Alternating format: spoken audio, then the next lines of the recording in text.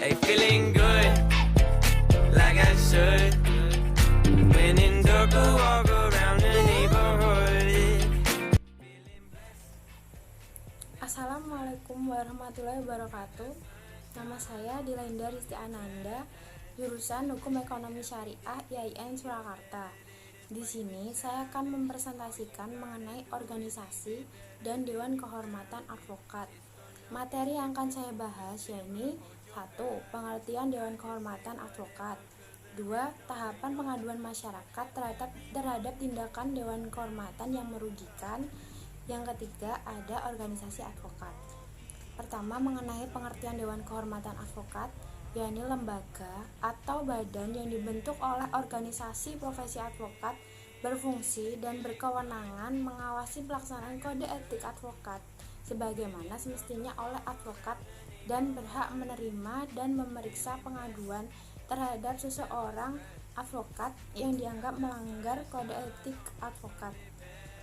Dewan Kehormatan diatur dalam pasal 11 ayat 1 memeriksa pelanggaran kode etik advokat berdasarkan pengaduan yang diajukan oleh pihak yang berkepentingan dan merasa dirugikan, yakni ada klien, teman sejawat, pejabat pemerintah, anggota masyarakat, dan dewan pimpinan pusat atau daerah. Yang selanjutnya mengenai tahapan pengaduan yang diajukan oleh masyarakat yang merasa dirugikan oleh tindakan advokat. Pertama, ada pemeriksaan tingkat pertama oleh Dewan Kehormatan cabang atau daerah. Yang dimaksud di sini tanggung jawab Dewan Kehormatan dalam memeriksa pelanggaran kode etik advokat pada tingkat pertama dilakukan sepenuhnya oleh Dewan Kehormatan cabang atau daerah.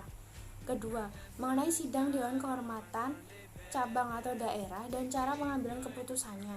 Sesuai dengan pasal 14 Kode Etik Advokat di Indonesia, dapat dimaknai bahwa sidang kode etik advokat diupayakan agar tetap majelis dan ganjil.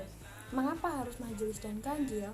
Karena apabila terjadi perbedaan pendapat, maka akan diambil langkah voting atau pemungutan suara.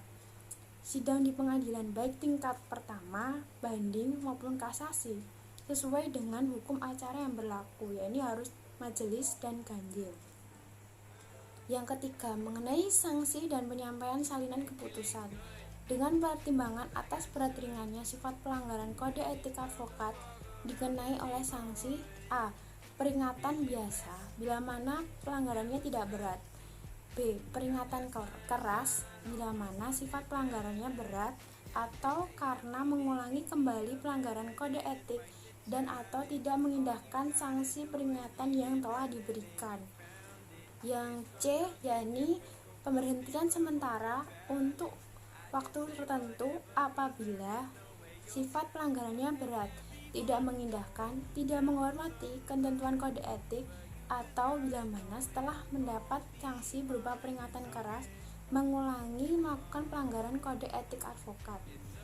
Dan yang D, pemecatan dari keanggotaan profesi bila mana dilakukan pelanggaran kode etik yang dimaksud tujuan merusak citra serta martabat kehormatan profesi yang mulia dan terhormat.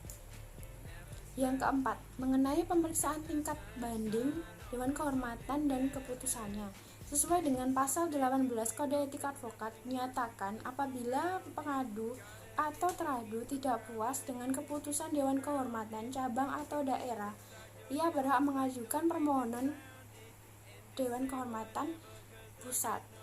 Pengajuan permohonan banding ini beserta memori banding yang sifatnya wajib harus disampaikan melalui Dewan Kehormatan cabang dalam waktu 21 hari sejak tanggal yang bersangkutan menerima salinan keputusan. Dan yang terakhir mengenai organisasi advokat, yaitu merupakan satu-satunya wadah profesi advokat yang bebas dan mandiri, dibentuk sesuai dengan ketentuan undang-undang dengan maksud dan tujuan untuk meningkatkan kualitas profesi tersebut. Ketentuan mengenai susunan organisasi advokat ditetapkan oleh para advokat dalam anggaran dasar dan anggaran rumah tangga. Pimpinan organisasi advokat tidak dapat dirangkap dengan pimpinan partai politik, baik di tingkat pusat maupun di tingkat daerah. Kesepakatan para organisasi advokat melahirkan sebuah komite yang disebut Komite Kerja Advokat Indonesia atau KKAI yang tugasnya membentuk satu kode etik yang diberlakukan bagi semua advokat di Indonesia.